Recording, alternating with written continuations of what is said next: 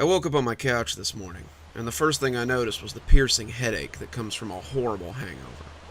Then I acknowledged that waking up on my couch, with the obvious signs of heavy drinking, instead of doing it in my bed with my wife peacefully sleeping beside me, was not exactly encouraging. So as I got up and went to clean myself up, I tried my best to remember everything that had taken place last night. As soon as I did, I felt guilty. My wife Sophia and I had a heated argument that ended when I eventually passed out on my couch from all the alcohol I had consumed. As soon as I stepped into our room, I noticed that she wasn't asleep on the bed like I had expected her to be. There was no sign of her, actually. No phone, no shoes, no purse, or any of her clothes hanging around the room. Nothing.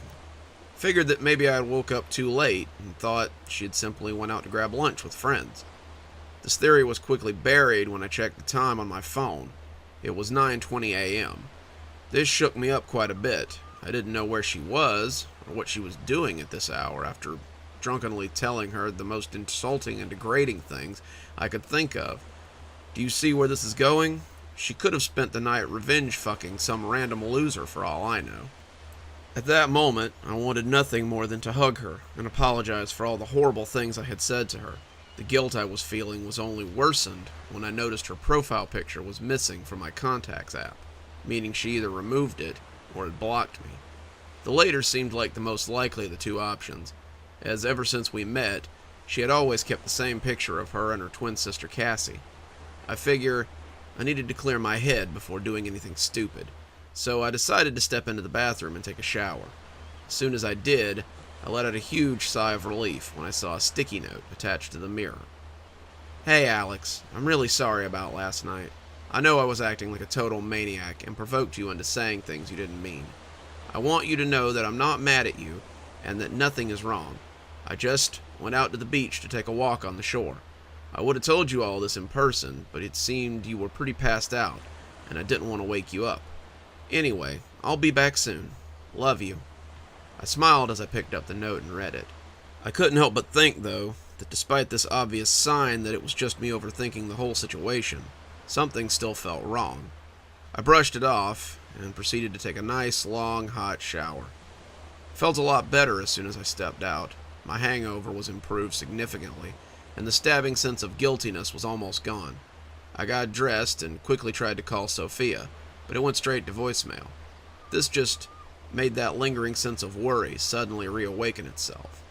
Then again, the beach had pretty much no signal, so I didn't worry about it too much and decided not to act immediately. Big mistake. Minutes turned into hours as I desperately waited for her to arrive. All I could think about was her long, shiny blonde hair and her beautiful blue eyes. I soon realized it had been 4 hours since I picked up the note she'd left, which meant that she'd been away for a lot longer than that, since I had no idea when she left. She never spent that much time on the beach. So at about 1:30, I decided to leave my house and go look for her. I ran into my good friend Max on the way to the beach. He told me he had just left the surf shop and how excited he was about working on a custom board for one of his clients. He quickly noticed I wasn't exactly matching his energy and seemed pretty worried, asking me if anything was wrong and how he could help. That was classic Max. He was always there for his loved ones. He'd stick with you through thick and thin, no matter what. That's why I was really glad I had ran into him on this particular day. I needed that kind of support, now more than ever. I quickly explained the situation to Max, and his typical massive smile gradually turned into a serious expression as I let out my concern. He took a deep breath before speaking. Okay, I would have thought she'd just stay mad and crash somewhere, but that note really complicates everything. Maybe she actually is still mad at you and still crashed somewhere, but she left you that note so you wouldn't come looking for her. I wouldn't worry too much, man. She's probably at one of her friends' house talking shit about you right now. But that's how it goes with her, man. She's a drama queen. She wouldn't just leave you without a big final face-to-face, right? What he said did make sense, but it still had me worried. Yeah, exactly. She wouldn't just leave without saying anything. That's why I'm worried. What if she actually came here and something happened to her? Well, in that case, I'm here to help you look for her. Although, I really don't think she's been kidnapped or anything. That's insane. Trust me, she's probably at someone's house enjoying some time away from her psychotic husband. He let out a soft chuckle, but quickly turned serious again when he saw his joke hadn't amused me. Look, man, if you want to help me look for her, I really appreciate it. If not, don't get in my way, I said with a stone-cold expression on my face. Roger that, he said, and quickly ran back towards the surf shop. I assumed he was choosing the latter of the two options I gave him, and scoffed quietly as I arrived at the beach. I was mistaken. About 20 minutes after he left, I heard Max calling out for me. I was too focused on looking for any signs of Sophia to turn around immediately, but when I did, I was delighted to see my friend along with the entire staff of his surf shop making their way towards me. They were equipped with flashlights, binoculars, and even an automatic weapon, in case things went sour. I couldn't help but smile at the sight before me, and greet my friends with a hug. We wasted no time and immediately split up into 4 groups, walking around the beach and asking every pedestrian if they'd seen a blonde-haired woman in her mid-20s. We were met with mostly negative answers, until the sun started to set and our hopes of finding Sophia slowly disappeared with it. Before I knew it, it was already 7 p.m. We'd been asking around for any signs of my wife for more than 5 hours, and most of Max's team were starting to lose hope entirely. One of them suggested we call our search, and instead file a missing persons report with the local police. I stubbornly refused, noting that the local police are extremely incompetent, and missing person reports always lead to nothing. But deep down, I knew that was my best bet. Max quickly said, I agree with Alex. The police won't do anything to help us. But Detective Hoffman might be a different story. I'll call him right now. I was confused by his statement. However, it gave me hope. Whoever this Detective Hoffman guy is, he could really help us right now. At least, help us more than the police would. Max quickly explained to me that Detective Hoffman is the client he talked about earlier. He was shopping for a birthday present to give his son, and a custom surfboard from Max's shop was what he chose. Max told me that they had become great friends, which by his standard most likely meant that they were mild acquaintances. But whatever kind of friendship they had was irrelevant. What mattered was that this guy was a trained detective who also worked as a private investigator. After a short phone conversation with Max, he agreed to help me find my wife in exchange for a hefty discount on his custom board. I was so thankful that Max actually agreed to this, but hey, that's Max for you. Detective Hoffman and I got in touch as soon as he ended his conversation with Max. We agreed to meet at my house the same night, so I said goodbye to Max and his crew, thanking them and especially Max for all their help. I quickly made my way back home. I still had a sliver of hope in me that as soon as I walked in the house, Sophia would be right there waiting for me. Of course, that wasn't the case, but my disappointment was short-lived as about 10 minutes after I arrived, I got a knock on the door from Detective Hoffman. I opened the door and greeted a tall but slender man into my home. He gave me a firm handshake and asked if he could come inside. I showed him in, and he immediately took off his large black trench coat to reveal a minimalist yet elegant white shirt and red tie. He made his way into my kitchen and asked me if I had any bourbon. I was a bit shocked by his confidence. Usually I would be the one offering booze to my guest. I didn't have bourbon, but I did have half a bottle of scotch left, so I offered it to him and he gladly accepted. I took out 2 glasses and handed them to him. He served a generous amount of brown liquor for both of us, put them on the kitchen table, and invited me to sit down. Again, his confidence was definitely a bit shocking to me, and I definitely could have mistaken it for arrogance. I decided to keep these thoughts to myself, though. The only thing that mattered to me was finding Sophia. Listen, Alex, I'm going to ask you a few questions, and I need you to be 100% honest with me if you want us to get anywhere. Understood? Yeah, I understand. Fantastic. Now I want you to know that we have a confidentiality agreement in place, meaning anything you say cannot legally be shared to anyone. Understand? Yeah, I understand, I replied, definitely getting a bit nervous when he asked me that. I was afraid of what he might ask next. Did you murder, attempt to intimidate, or physically or psychologically harm Sophia Adkisson? I was lost for words, froze up. This Sherlock Holmes doppelganger thinks I killed my own wife. No, of course not. How dare you even suggest something like that in my own home? I can't begin to explain how. No need to get defensive, Alex. I just need to have a full understanding of the situation so I can make an informed decision on how to proceed. I'm not suggesting anything. Tell me about Sophia. Did you notice any change in character in the days leading up to her disappearance? Did she show any signs or desires to terminate your relationship? Is she closer to any of her relatives or friends than she is to you? I thought for a few seconds, and then began to tell him about our big fight. I was drunk, and thought it would be somehow acceptable to demand she stop seeing her twin sister Cassie so often. I hate to admit that I was jealous, but I was. I was jealous that my wife was spending so much time with her sister. God, I was such an idiot. I told Hoffman about Cassie. They were extremely close, but oddly enough, I never got to spend much time with her. Sure, I knew who she was, and I'd seen her around sometimes, but I never got the chance to properly introduce myself to her. The closest I ever got was at my wedding, when she congratulated me and Sophia, and we exchanged a few words of gratitude, but that was really it. I was bothered by the fact that my wife spent so much time with someone who was practically a stranger to me, even though I had absolutely no right to feel that way, since they had literally known each other since birth. I understand. Do you happen to know where this individual resides at? Yeah, she lives about 4 blocks away. I didn't entirely understand the purpose of Hoffman's question, but I felt certain he would elaborate. Good, good. I'd like to speak with her immediately. I'll wait for you outside by my vehicle. He quickly stood up and grabbed his trench coat before stepping outside. I was a bit shocked by this, but I remembered my goal of finding Sophia, so I followed behind him and made my way to his black SUV. The drive over to Cassie's house was quiet and rather uncomfortable, but as soon as we got there, he handed me some sort of tape recorder and a pair of earphones. I'm going in alone, but I need you to listen carefully to everything she says. Try and make connections between anything you learn and everything you already know. But I need you to stay cool and composed, Alex. I will pressure her heavily, so it's more than likely that Cassie will disclose some information that's new to you. But no matter how angry it makes you, you have to stay here, and you have to stay focused. Understand? This shook me up a lot. I was not ready to find out what Sophia had been hiding from me, but I was certain that I was going to hear it anyway. Hoffman is intimidating, to say the least, and I just know that if there's truly a big secret that Sophia had trusted Cassie with, Hoffman would be able to get it out of her with ease. I observed anxiously from the vehicle as Hoffman made his way to Cassie's house. It was 8:21 p.m. when he gave the door 4 firm, loud knocks.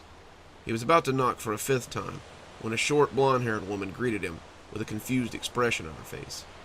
Good evening, Miss Atkinson. My name's Detective Mark Hoffman, and I'm here to ask you a few questions regarding the disappearance of your sister, Sophia Atkinson. Can I come in, or would you prefer I take your statement from outside your residence? That was a sneaky trick by Hoffman. Casey wasn't legally obligated to tell him anything, but his concise and confident demeanor would make her think she was. I told you, this guy was good. Sure, Mr. Detective. Please come in. Hoffman took a glance at me in the car before calmly walking into Casey's house. I heard a loud beep noise coming from the tape recorder-esque device that he had handed me a moment before. He just activated a wireless microphone hidden in his tie. The door closed and my visual presence was gone, but thanks to that little microphone, I could still hear everything that was going on inside that house. Wow, okay, I didn't even know she was missing before you came here. When did this happen? She asked, genuinely terrified. God, her voice sounded just like Sophia's. I'm not sure you understand the dynamic here, Miss Atkinson, but I'm here to ask you some questions, not answer them. Oh, I understand, Mr. Detective. Sorry, how can I help you? Think of this as an interview. Whatever you say won't help or hurt anyone but yourself. So I would advise you to answer each of the following questions honestly and to the best of your knowledge. Understand? Yes, Detective. I'm sorry. I couldn't help but feel bad for Casey. The girl was probably relaxing in her bed, and suddenly she learned that her sister was missing, and that she was considered somewhat of a suspect. Or at least, that's how Hoffman made it seem. She sounded so scared and vulnerable. Please, take a seat. Yes, sir. Miss Atkinson, do you consider Mr. Alex Davis a friend of yours? I felt a chill run down my spine when I heard my name being mentioned. Well, sort of, yeah, I mean, he's my sister's husband. Obviously, I care about him and stuff, but we're not, like, super close friends or anything. Did he do something to Soph? It's a yes or no question, Miss Atkinson. Shall I repeat it for you? Hoffman shot the question back without even acknowledging her answer or her injury. No, I guess I don't consider him a friend, she said with as much composure as her voice was capable of. That stung. I mean, I could have probably guessed she'd say that. She'd probably also assume I had something to do with Sophia going missing, but it still felt bad. Hoffman just barely started, and I already wanted to step out of the car and go talk to her myself. This wasn't going to end well. Did Sophia Atkinson show any sign of being mistreated by Mr. Davis? Not mistreated exactly, but she did on occasions express being unhappy with the state of their marriage. What? What occasions? What the fuck was she talking about? I wanted to go in there and find out more, but I stayed calm, just like Hoffman had told me to do. Please go into detail about these occasions. What exactly did she feel unhappy about? Well, she sometimes talked about how Alex had a really bad temper, and I can assume he's probably an alcoholic from all the stories Sophia told me. She felt really upset whenever Alex drank more than he should have, because that's when he really lost his mind, according to her. That answer made me lose it. Why did Sophia talk to her about me? I was growing more and more impatient with every second that went by. I wanted to go in there so bad. And could it possibly be that Mr. Davis had one of his outbursts in the days leading up to Sophia's disappearance? Oh, definitely. It's more than possible. I think it's very likely, actually. He did have one of those outbursts quite often, according to my sister. I punched the glove box and gritted my teeth when I heard that. I knew it was true, but it hurt me more than it angered me. Did Sophia ever consider ending their marriage, Miss Davis? Yes, on many occasions, but she expressed a concern for her well-being if she did. She was scared of what Alex might do afterwards. I sat there and seethed. What the hell? Cassie was literally turning me into the prime suspect of this case, with the guy I had hired right there. I couldn't sit here like an idiot and take this much longer. Did Sophia have a backup plan, if you will, Miss Davis? I didn't even want to hear what Cassie had to say about that. Sort of. She was going to meet up with a painter she met on the beach. That was supposed to happen a few days ago, but she canceled on him. She told me she just couldn't do that to Alex, and she felt super guilty later. I was simultaneously relieved and completely enraged when I heard the answer. What painter? How could Sophia even consider cheating on me with some fucking painter? And a painter she had met on the beach, for God's sake? Probably some junkie who makes $2 an hour selling his shitty drawings to people who just feel bad for him. But at least she came to her senses, right? Please elaborate on this painter individual. What is his name and where does he reside? His name is Jamie. I can't seem to remember his last name, though. Maybe she didn't even mention it to me. As for the second question, I have no clue where he lives. But he works at the beach in a big blue tent by the main bar. Fucking loser, I whispered to myself. To the best of your knowledge, how did Jamie feel about Sophia canceling their date? He didn't take it well. From what I know, he tried to get in contact with Sophia a lot.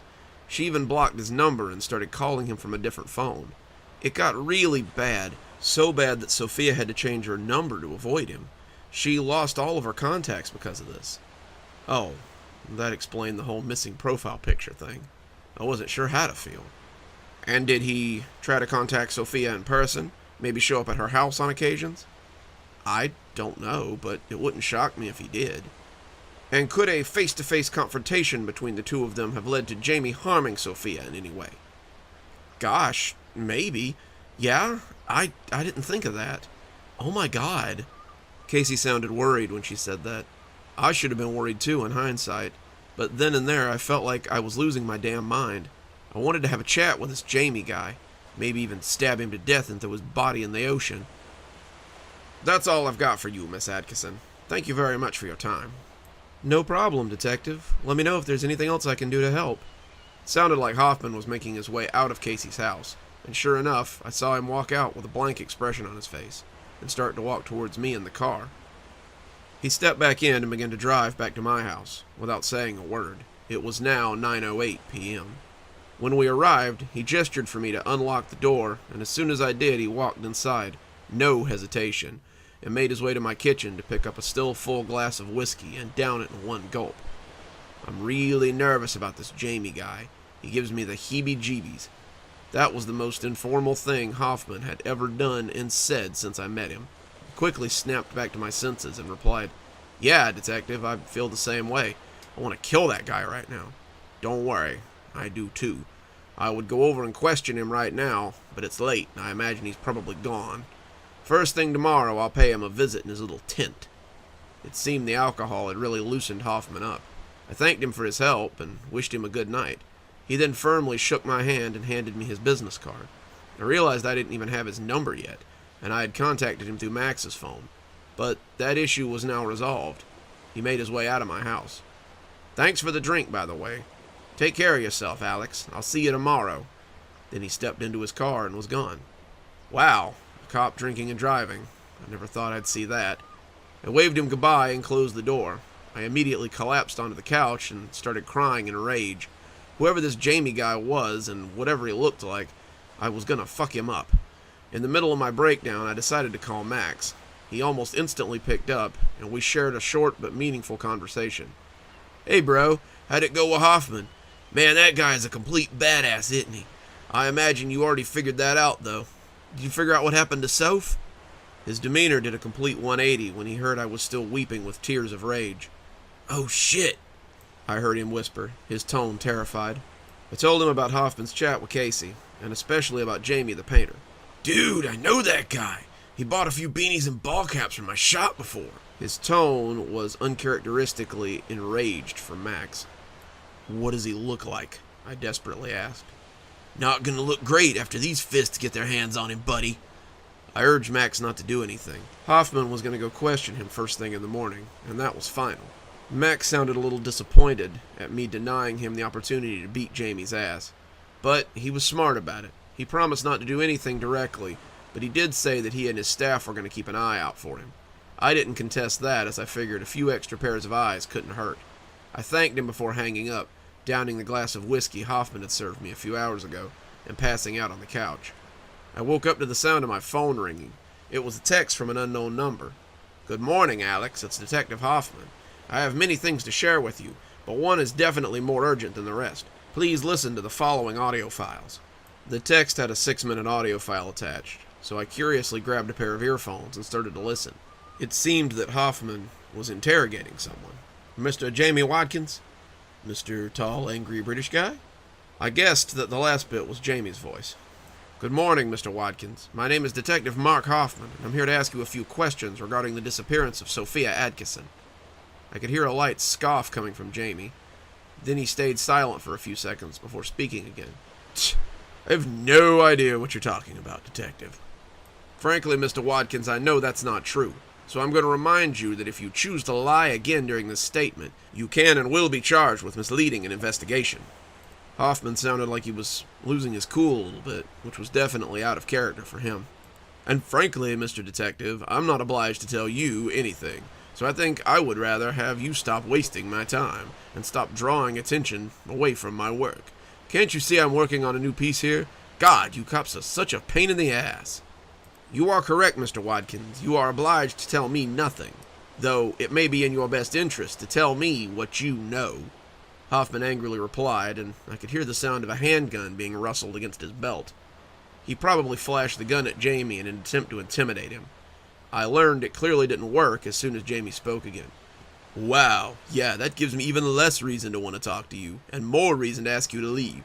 If you do so right now, maybe I won't even tell your boss, Sheriff Stratham, that you literally just threatened me with a weapon. How does that deal sound, Mr. Marky Mark? I do not work under Sheriff Stratham, but thanks for the warning, Jamie. I imagine this would be an appropriate moment to disclose the fact that I've already gathered enough evidence to put you under arrest for kidnapping and possible murder. But hey, you should definitely continue to lie and provoke me. I wanted to believe Hoffman was lying when he said that. I just didn't want to believe it was possible that my Sophia had been kidnapped, much less murdered. Ha! Why haven't you arrested me yet then, asshole? Jamie sounded completely unbothered by the threat. Because I want to help you, Jamie. I can help you if you help me. Tell me what you know about Sophia's whereabouts, and I promise I'll make sure that you don't ever see the inside of a jail cell. Jamie stayed quiet for an uncomfortable amount of time, before he let out a light chuckle and said, All right, look, I was supposed to come over to her house one night when her husband was away, but then she rescheduled our little date to yesterday morning. I was speechless. I thought Sophia had canceled their date, but she met him the day she went missing? That was not looking good. Why would Cassie lie? Maybe she was being honest and Sophia lied to her about Jamie? Maybe it's fucking Jamie who's lying. I definitely wanted to believe the latter possibility. And did you see her yesterday morning, Mr. Watkins? Yeah, I did. We went on a trip to Malu Island to grab lunch and a few drinks. That's all I know, I swear. Malu Island was a small but beautiful section of land about a 20-minute boat ride away from the town. Please, go into further details about this trip, Hoffman said. Well, nothing sexual or even romantic took place. We met at the shore at about 8:30 and bought 2 tickets from Maru Island. We didn't really do anything major once we got there. We just talked for a while and shared a few drinks at the main bar when she suddenly stood up and went to the bathroom. That's the last time I saw her. She went to the bathroom at the bar and never came back? Hoffman asked with a distrustful tone. Yeah, she wanted about 20 minutes, and when I figured she just stood me up, I got up and left. Hoffman took a deep breath before speaking again. Let's talk about you for a second. Do you work here at the beach full time, selling your art? Is that your main source of income? Correct, Jamie said confidently. And where do you currently reside? I live in the trailer home just outside the area. It's maybe 10 blocks away from here. I'll write down the address. Very well, Mr. Watkins. I will not be taking any further questions from you at this time. However, I have a feeling we'll be seeing each other soon. The record ended with that. I felt more confused than enraged. Clearly someone was lying, and I desperately needed to know who. I guess I got caught up in this in my own head, because without really paying attention, I almost unconsciously grabbed for the bottle of scotch. Just as I was about to give in to my alcoholism, I was brought back to my senses by the sound of anxious knocking on my door. It was Max. My friend greeted me with one of his signature comfort hugs and quickly made his way to my kitchen as I closed the door behind us. Dude, I got some news and you're gonna want to hear it, he said as he opened my fridge and tossed me a beer can. I was curious to hear what he had to tell. Try to calm down, all right? One of my cashiers, Jesse, told me just now that he saw that Jamie guy sneaking into his tent with a big black trash bag. It looked like whatever was in it, it was moving. I felt a chill run down my spine as I heard that. Could it be? Max and I devised a plan to catch Jamie red-handed. We were going to keep a close eye on him all day long, and when he finally decided he was done selling his drawings for the day, we were going to follow him in Max's car. The stage was set. Max and I were poised on the roof of his surf shop with a pair of binoculars in hand. And sure enough, there he was. He was lounging on a folding chair inside of his ever-so-charming blue tent with his paintings on display like they were the lost works of Da Vinci. I really can't understand why he was still there. It was 5:08 p.m., and by the look of it, every potential client of his already left the beach. Plus, it's not like anybody in their right mind would pay the ridiculous prices he was charging for his pieces of art. Maybe he didn't arrive at the beach so early and leave so late to sell his drawings. Maybe he did it to scout out victims, to get close to vulnerable people, without them suspecting anything. Maybe that's how he got my Sophia. I was lost in my thoughts when a firm tap on my shoulder brought me back to my senses. Max pointed towards the tent as he quickly jumped from the rooftop and unlocked his car. Dude, look, he's leaving. Hurry the hell up or we're going to lose him. I quickly followed behind him and got in the passenger seat as fast as I could. Max started driving as soon as I'd closed the door, trying to keep an eye on Jamie's white van. He managed to get behind him without causing any suspicion, but I could tell Max and I felt equally as confused when, instead of turning right, away from the Bay Area and towards where the trailer homes he had told Hoffman about were, he took a left towards the wealthier side of town. We followed close behind as the white van made its way into an old garage, just outside of Springfield, the neighborhood home to the most luxurious vacation homes and most of the stunning apartment complexes in the area. We waited outside the garage for about 5 minutes, when suddenly Jamie drove out of the garage in an insanely over-the-top red sports car. It looked like something straight out of Grand Theft Auto. Max let out an audible gasp of pure shock. I instead stayed silent for a while as we followed that ridiculously expensive car. Holy shit, how much do you think that thing's worth? I don't know, man. Like a couple of million at least. But the real question is, how the fuck did he pay for that? Maybe he stole it? I don't know. There's no way he paid for that. I mean, I've never seen anyone buy his shitty paintings. Max let out a soft chuckle in reply. Dude, Alex, you're such a gullible goofball. I mean, it's obvious this whole painter thing is complete bullshit. This guy doesn't live in a trailer home, and he most definitely doesn't make a living selling those paintings on the beach. He's hiding something, and we're going to find out exactly what it is. But that doesn't make any sense. If you were a millionaire, why the hell would you pretend to be a junkie? Surely it would be the other way around, right? Well, maybe he doesn't want people to know he's a millionaire. But why? If I was a millionaire, I would be delighted to let people know. Why would anyone not want to take credit for that? That's exactly what we're here to find out, dude, Max said confidently. Earlier that day, before my friend and I had decided to go on this little investigation, I got a text from Hoffman. Alex, I should tell you what I've been up to since our last interaction. I've decided that in order to eliminate all doubt regarding Mr. Watkins' supposed encounter with your wife, I had to investigate Malu Island. So I did, and I discovered absolutely nothing that could connect Mr. Watkins to the disappearance of your wife. Although on second thought, I think it would be convenient if you took a look for yourself. Perhaps the two of us should travel there tomorrow morning and give the island another sweep. But to be honest with you personally, I believe that the supposed encounter never took place there, or at least not in the way that Mr. Watkins described it to me. I can't describe how uncomfortable this individual makes me. I have really, really bad feelings about him. I'll pick you up at your house tomorrow morning, just after I pay our little friend another visit. I'll see you tomorrow, Alex. Take care of yourself. The red sports car finally stopped, pulling into the driveway of a home I would only describe as surreal. Imagine the kind of property that the Wolf of Wall Street would own if he never got caught by the FBI, and times it by 10. Jamie calmly stepped out of the luxury vehicle and watched as two muscular men dressed in tuxedos greeted him, and one of them proceeded to park the car in the home's private garage. All Max and I could do was watch in disbelief as the scene before us unfolded. The house had a meticulously designed security system. It was no joke. There were cameras everywhere, at least 20 other unnecessarily jacked security guards dressed in tuxedos, a massive electric gate, about 15-foot tall fence. Of course, because why not? There was a frigging sniper on the mansion's rooftop. It looked like a supervillain's hideout, straight out of a video game.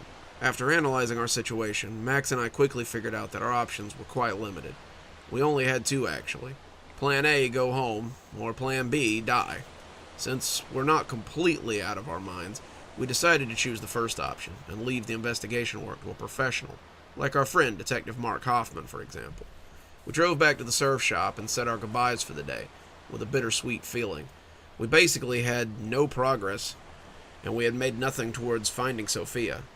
We were losing valuable time, and in this particular situation, it could be the difference between life and death. But hey, at least we didn't attempt to break into a deranged billionaire's house, right? When I finally got home, the loneliness hit me harder than it ever had. My wife had been missing for more than 2 days, and so far, all I've done about it is find out that she met up with a billionaire pretending to be a loser. She could be dead right now, or maybe she's still alive and in desperate need of some help. And yet here I am, at home, alone, doing absolutely nothing to help her. I tried to change that by calling Hoffman and explaining everything Max and I had seen. I also sent him some photos I took of Jamie's car and the house. To my surprise, Hoffman seemed quite unbothered by this. He assured me that he'll get something valuable out of Jamie tomorrow morning, and wished me a good night. I'm ready to do something about it. I'm ready to step up for Sophia. Tomorrow, Hoffman and I will investigate Malu Island, and I swear on Sophia's name that I will not go home empty-handed. I will find something that can allow Hoffman to legally search Jamie's home, and when it's over, she'll be right here, alive, and ready to finally come home with me. I miss her a lot. I actually woke up at a reasonable time for once. It was 7:30 a.m., and I was ready to finally do something meaningful. I'd called Hoffman the night before, and asked him if I could be present for the second interrogation of Jamie. I wanted to analyze everything about his demeanor, any signs of guilt in his body language, or manner of speech. I was going to notice it. Hoffman knocked on my door, and we decisively made our way into his black SUV. This made me reminiscent about the time he had interrogated Casey. The anxiousness and the uneasy feeling was exactly the same. I was excited to find out more about Sophia's disappearance, but absolutely terrified about what exactly I might find out. Hoffman broke the silence. Same thing as before. We'll use the same wireless microphone technology we did last time, and the rules are still the same. If I'm being honest, I have no idea what I'll be able to get out of Jamie, so please keep a cool head. This will either go extremely well or terribly wrong. Whatever happens, just stay here and do not leave the vehicle for any reason. Understood? Yeah, thanks, Detective. We pulled up to the beach, and Hoffman parked the SUV in a position that would give me a clear line of sight for the tent, but far enough away to keep the vehicle from raising any suspicions. Hoffman handed me the same tape recorder thing as before, and gave me a pat on the shoulder as he stepped out of his car. I think up to that point, I had never seen him nervous. Oh wow, look who decided to show up. My good old pal Sherlock Holmes. I missed you, buddy. What have you been up to lately? Jamie said, with an infuriating grin on his face. Show's over, Watkins. I now have conclusive evidence of your little side job. Or side life, I should say. I imagine you wouldn't like it too much if that got out, would you? You'd probably lose a few clients if that happened. Jamie literally burst out laughing. How can someone be so relaxed when there's a trained detective interrogating them? Man, you crack me up, Mark. You're one hilarious dude. I'll give you that. I just wish you were as good a detective as you are a clown. You're facing multiple charges that could lead to more than 60 years in prison. Make that a life sentence when I connect you to the Adkins murder in a few days. How exactly is that hilarious to you? He's calling it a murder now. God, I really do hope this is a scare tactic. I can't even grasp the thought of my wife being dead. Murder? Is that how it is now, Big Shot? You don't even have a body, asshole. I literally own the police force, Mark. I'm perfectly aware of all your little scare tactics. You're pathetic. He wore a disgusted smirk on his face, but his smugness was still intact. Well, at least I tried, Hoffman said, reaching into his belt. He took out his gun and fired a bullet into Jamie's foot. Holy shit, this was insane. Jamie screamed out in pain, but his agony quickly turned into laughter. How could that be? The guy literally just got shot at, and he somehow found it funny. And so the plot thickens. Did you enjoy your little field trip, Mark? Jamie was now in a full-on fit of laughter. There's something seriously wrong with this guy. You sent me to Malu Island to find nothing. How funny. Hoffman cocked his gun and aimed it at Jamie's foot once again. You were wasting my time, so I thought I'd waste some of yours, Jamie said, still laughing hysterically. Hoffman then fired another shot into Jamie's foot, but this time around there was apparently no pain at all. In fact, it actually seemed to make Jamie laugh harder. Tell me what really happened to her, or it's your head next, Hoffman said, his weapon still firmly in hand. What really happened to her? Okay, what really happened to her is that I took her to my house and fucked her brains out. She begged me to stay, but I kicked her out as soon as I was done with her. Then after that, she probably killed herself when she realized she had to go back to Alex Davis. Jamie's fit of laughter got louder and more obnoxious with every word that came out of his mouth. I officially lost my mind when he said that. I didn't care anymore. I was getting out of this car and walking up to the scene. I was going to take Hoffman's gun away from him and put a bullet through Jamie's skull. I was in the middle of unbuckling my seatbelt to do just that when Jamie spoke again. That's priceless, Mark. If only you could see the look on your face. This play just keeps getting better and better. Perhaps it's time for the final curtain, but it seems like all the actors are yet to arrive. Jamie actually stopped laughing. His demeanor took a sharp turn into something a lot more menacing. You know exactly who I'm talking about. That idiot you call your client, sitting in your car like a coward. Listening to me right now, I bet. Come out and play, Alex. I wanted to go. I most definitely would have done so if I didn't notice that Jamie had some kind of assault rifle hidden under one of his paintings. So instead, I stayed in the car, like a coward. At this point, I hated myself more than I hated Jamie. Hoffman noticed it too, and he carefully walked back to the car, still facing Jamie, with his firearm in hand. He got in and drove away. That somehow went even worse than anything I could have imagined. Well, goddamn, now we're dealing with an actual criminal. I told you this guy was bad news, Alex. I had this weird feeling about him ever since day one. Hey, let's not waste time. Let's go to Malu. And that's what we did. As soon as Hoffman and I stopped off at the boat rental, we immediately started scouring every little corner of Malu. Not just the place that Jamie mentioned like Hoffman did last time. Every bar, every restaurant, shop, public area, we went there, trying to discover any clues that could lead us to the truth. Our efforts were seemingly worthless, until we decided to investigate that old, rusted-looking well located on the most desolate area of the island. I really wish we hadn't done that, but in a way, I'm also glad we did. My sanity could not have handled a single additional ounce of uncertainty, so discovering the truth, as absolutely heartbreaking as it was, felt oddly rewarding. We opened the well, and our eyes met with nothing but a pile of darkness. However, the smell was a completely different story. The well emanated a pungent odor, the scent of rotting flesh and solidified blood. When Hoffman lit his flashlight to reveal the source of that disgusting smell, I threw up in my mouth. My eyes stared in disbelief as my chest sunk like it never had before. What we had discovered was Sophia's corpse, staring back at us with those lifeless eyes. To this day, that sight keeps me up at night. I just can't get it out of my head. The way her mouth was frozen open, her hands rested stiff on what used to be her thighs. In that moment, I couldn't do anything more than just stand there, too numb to even react. I felt the urge to scream or cry, but My body just didn't respond. Hoffman and I just froze there. I can't even tell you how long. Time just didn't feel real at that moment. Nothing about that sensation seemed real to me. It was a terrible nightmare that I couldn't wake up from. It was, without a doubt, the worst day of my life, and I can say with certainty that I doubt there will be a worse one. If by any chance Jamie Watkins happens to be reading this entry, let me just tell you, the murder case coming your way should be the least of your worries. If you're unlucky enough to run into me one day, I swear that I will put you through the most excruciating pain that the human body can handle. I don't give a shit if we're in public. I will tear the flesh off your bones, rip apart every single one of your organs, one by one. You took my life away from me. You took the only thing I had. You took her away from me. I swear to God that one day I will do the same. I don't care how much I have to sacrifice. I will go to any lengths to destroy you and everything you have, even if it costs me my life. Take this as a friendly warning if you value your life.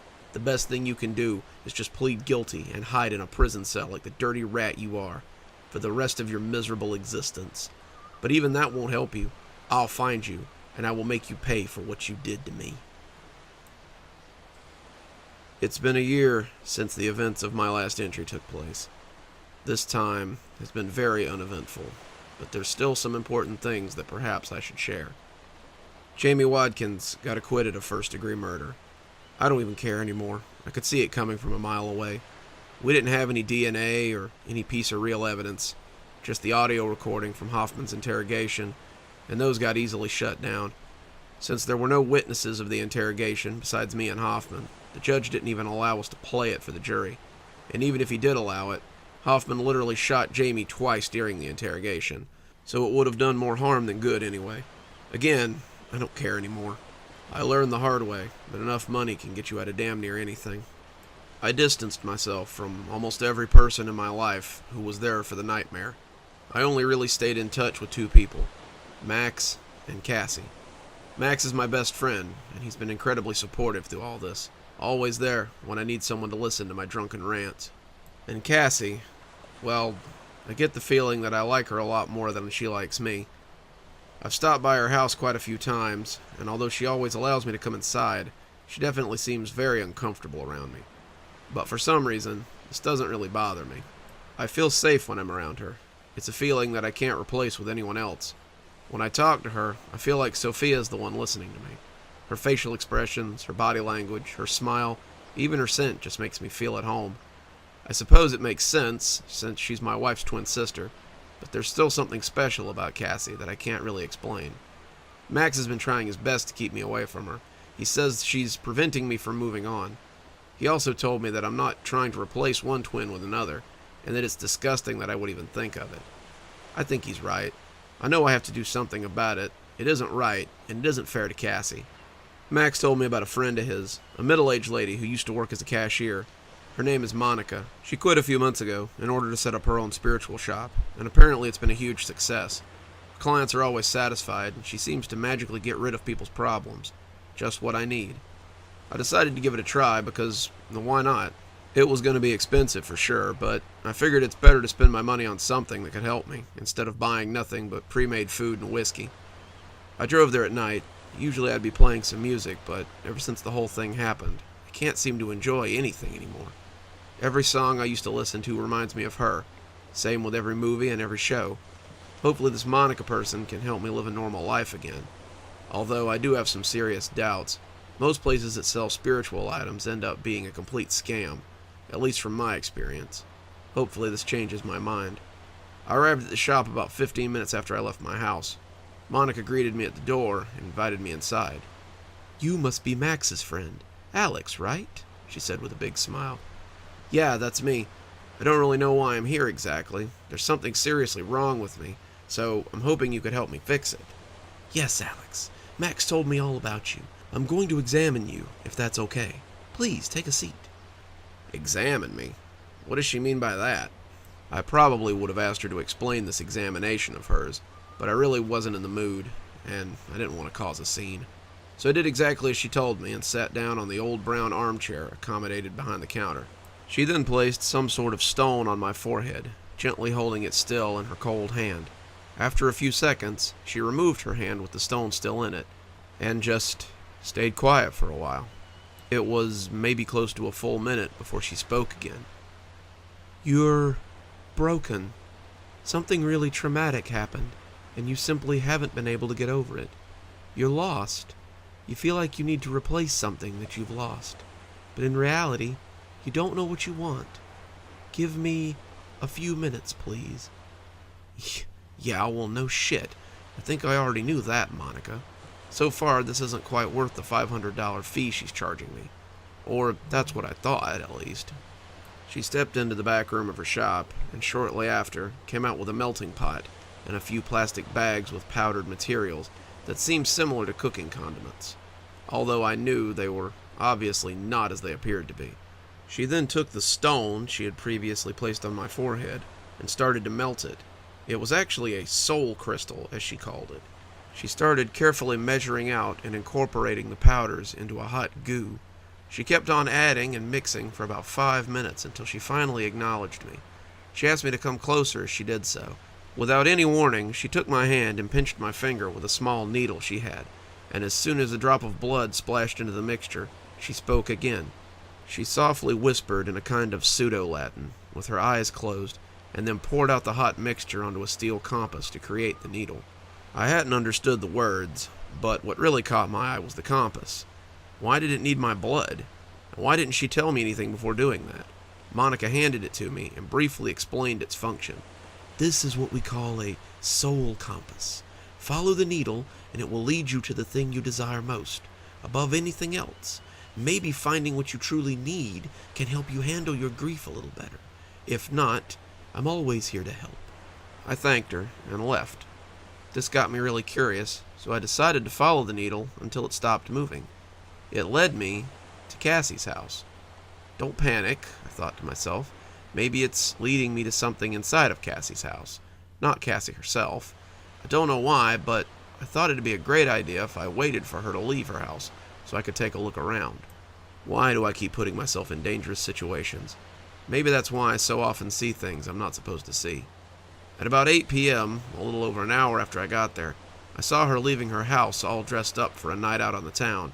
But she was with Max? Why? I saw the compass needle follow her every step as she walked with my friend. At first I felt bad about breaking into her house, but now I needed to find out why she'd been hanging out with Max. I needed to know more. I just couldn't resist. I stepped out of my car and carefully made my way towards her room. She always kept the window slightly open enough for someone to sneak in. She was just as clumsy as Sophia in that regard. Before I knew it, I was in Cassie's room, and nothing really stood out until I took a closer look at the desk. A bunch of messy, unorganized paperwork and 2 perfectly packaged, unopened envelopes. To hell with it, I thought, and opened the first one. It was a bank receipt for the purchase of a property in Paris. Holy shit, I didn't know Cassie was moving to Paris, and I certainly didn't know that she had that kind of money. However, my that's weird reaction quickly turned into a what the hell when I opened the second envelope. It was a letter signed by Jamie Watkins. "Dear Sophia, I would like to inform you that so far everything is going swimmingly. Thanks to Maximilian's Surf Shop, I've been able to move my products like never before, and as a thank you gift, I bought you 2 a nice apartment out in the country. I will allow myself to suggest that you 2 move there as quickly as possible. I imagine the dental analysis for Cassie's body will be in rather soon, and when that happens, your cover will be blown. Best regards, Jamie Watkins." Good evening, everyone. It's me, Dr. Plague. Thank you so much for joining me for tonight's story. Well, this one was a doozy. This story, however, was not written by yours truly. It was written by user Nick TFM Burner. I'll link his information down below so you can check out his other works if you'd like. Before we go, let's go ahead and thank our sponsors. Thanks to Leslie Lou Riddle for being our Spooky Skeleton tier contributor. Thanks, Leslie. We just couldn't do it without you. If you too would like to support the show, come on down to Patreon. We have 5 tiers now, so there's a little something for everyone there. Come on down and have a look and tell me what you think. Or you can always purchase one of my books on Amazon. The link in the description should take you there, and it should take you to my profile, so you can peruse any of my... God, what are we up to? 4? Man, the time sure does fly. We've got a 5th coming out in July, so you won't want to miss that. And as always, thanks for stopping by. Dr. Plague, signing off. Have a wonderful evening.